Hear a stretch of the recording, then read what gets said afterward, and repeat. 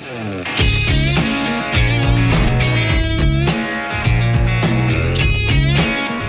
guys, welcome to CNBC. Now today we're taking you inside the world's leading cloud kitchen, Kitopi.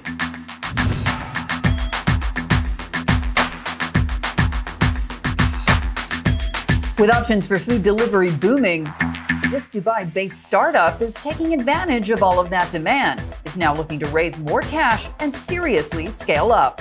Mo Balut founded Kitopi in January 2018 with one mission: to satisfy the world's appetite. So how do you do that? Turns out it's not just about food. It's about data, speed, and accuracy. When we first started, I never thought that the number one problem in food is actually that you as a customer would have something missing in your order.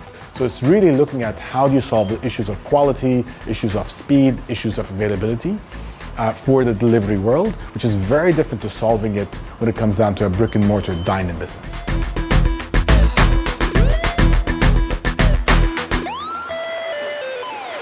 How many brands do you have at one time in this space? So we have 60 brands in this site, and we can have anything from 40 to 70 brands in any given site.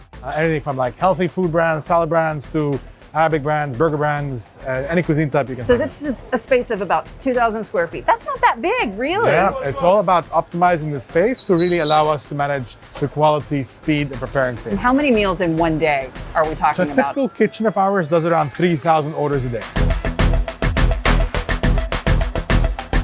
So how do you make sure that people aren't missing items?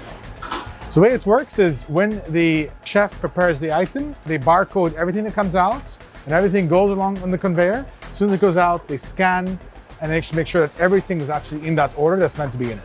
At what point do you think we could potentially be fully automated?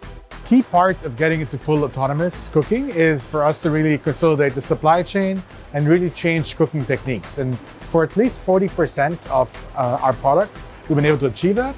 The goal is within 12 months to have a fully autonomous kitchen. What's the biggest challenge in your view in terms of that scaling?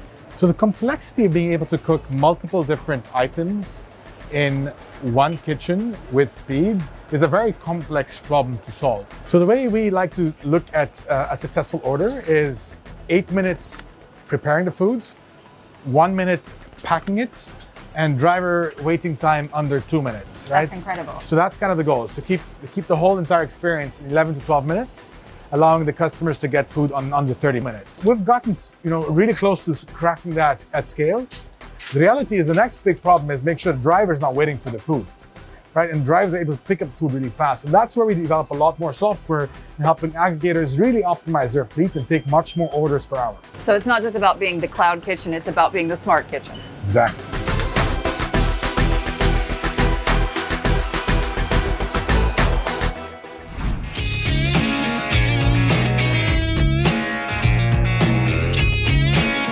We would replicate exactly what you would do as a brand in any city we operate in. You're a consumer, you go online, you place a $100 order, that order comes to our kitchen, we produce the food, so our staff are cooking the food using our smart kitchen operating software in our kitchens, and then we would give you a brand, a royalty fee for the right to use your brand, food will be ready, aggregator comes, picks it up, delivers it to the customer, and an experience that exactly replicates that of the brand.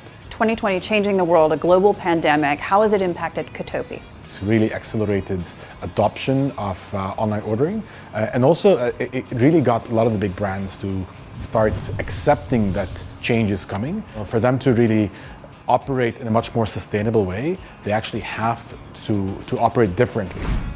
While it was the global pandemic that put food aggregators like Zomato and Deliveroo on the map, their popularity with consumers hasn't necessarily translated into market success. Deliveroo launched an initial public offering in March 2021 with a $10.5 billion initial valuation, but crashed out on the day by as much as 30%, giving London its worst IPO in history. Where are you looking for growth? We initially started off in Dubai, expanded across the Middle East. So that's a core market for us. In Q4 this year, we should be expanding to Southeast Asia. So there's 5 cities over there that we are focused on expanding to this year. And there's a lot of other clusters of cities outside those 2 regions that would expand to a later stage. When could we see Kitopi go for an IPO? I do think the way we see capital raising, whether privately or publicly, is a means to just completely satisfy our mission. And we're looking at it as just fuel for further growth. And it's not a particular end state, an end goal for us. That's it for our inside look at Cloud Kitchen Kitopi. Thanks for joining us.